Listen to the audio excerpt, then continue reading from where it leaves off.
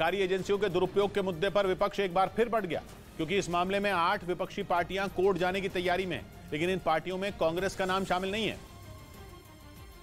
जबकि टीएमसी, आम आदमी पार्टी, आरजेडी, जेडीयू, बीआरएस और डीएमके समेत 8 पार्टियां एक साथ खड़ी दिखी और ये पार्टियां सरकारी एजेंसियों के दुरुपयोग के मुद्दे पर हाई कोर्ट या सुप्रीम कोर्ट में याचिका दाखिल कर सकती हैं। लेकिन कांग्रेस इस लिस्ट से बाहर है।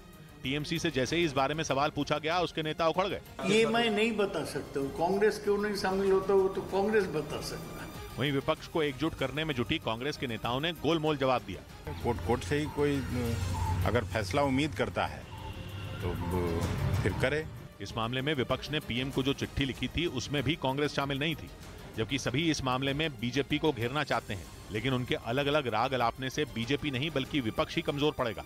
इस बीच दिल्ली पुलिस ने 5 करोड़ की ठगी के एक आरोपी को हरियाणा के बहादुरगढ़ जिले से गिरफ्तार कर लिया। पकड़ा गया आरोपी बीते 15 साल से फरार चल रहा था, जिस पर पुलिस ने 50,000 रुपए का इनाम तक घोषित किया था। पुलिस के मुताबिक प्रदीप शर्मा नाम का ये जालसाज हरियाणा के झज्जर जिले का रहने वाला है। उस पर फर्जी दस्तावेज के जरिए बैंकों से करोड़ों रुपए का लोन लेकर गायब होने का आरोप है। दावा है कि गिरफ्तारी से बचने के लिए उसने दिल्ली और हरियाणा में लगातार अपने ठिकाने भी बदले।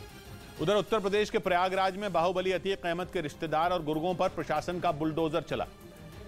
पीडीए यानी प्रयागराज डेवलपमेंट अथॉरिटी का आरोप है कि किसानों से 300 बीघा जमीन खरीदकर अवैध तरीके से अहमद सिटी नाम से कॉलोनी बसाई जा रही थी, जिसका नक्शा भी पास नहीं कराया गया था। इसी वजह से 6 बुलडोजरों के जरिए पहले तो इस इलाके में हुए निर्माण को तोड़ा गया, इसके बाद यहां बनाई गई सड़क को भी उखाड़ दिया गया। इस दौरान बड़ी संख्या में पुलिसकर्मी वहां मौजूद रहे। पुलिस के मुताबिक करीब 300 बीघा जमीन पर अहमद सिटी नाम से रिहायशी कॉलोनी तैयार करने का प्लान बनाया गया और फिर ज्यादातर प्लॉट बेच दिए गए। ये पूरा काम अतीक अहमद के रिश्तेदार इमरान जई की देखरेख में उसके कई गुर्गों ने मिलकर किया, जिसमें उन्होंने मोटा मुनाफा कमाया। इससे पहले भी उमेश पाल हत्याकांड में अतीक अहमद के कई करीबियों पर प्रशासन का बुलडोजर चल चुका है।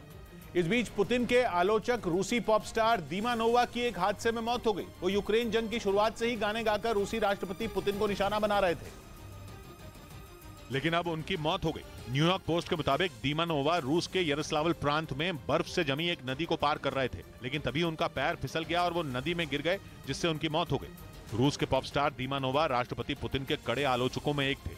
उन्होंने अपने गाने से यूक्रेन पर हमला करने के लिए पुतिन पर निशाना साधा था। उनके गाने रूस में युद्ध विरोधी प्रदर्शनों के दौरान भी खूब बजाए गए। इतना ही नहीं, दीमा नोवा ने पुतिन के महंगे बंगले की भी आलोचना की थी, लेकिन अब 35 साल की उम्र में उनकी मौत हो गई। इधर आंध्र प्रदेश के विशाखापट्टनम के एक पुरानी इमारत अचानक गिर गई। इस हादसे में 2 बच्चों की मौत हो गई, जबकि 5 लोग बुरी तरह घायल हो गए। घटना की जानकारी मिलने के बाद एसडीआरएफ की टीम पहुंच गई, जिसके बाद रेस्क्यू ऑपरेशन चलाकर मलबे में दबे लोगों को बाहर निकाला गया। इसके बाद घायलों को अस्पताल में भर्ती कराया गया।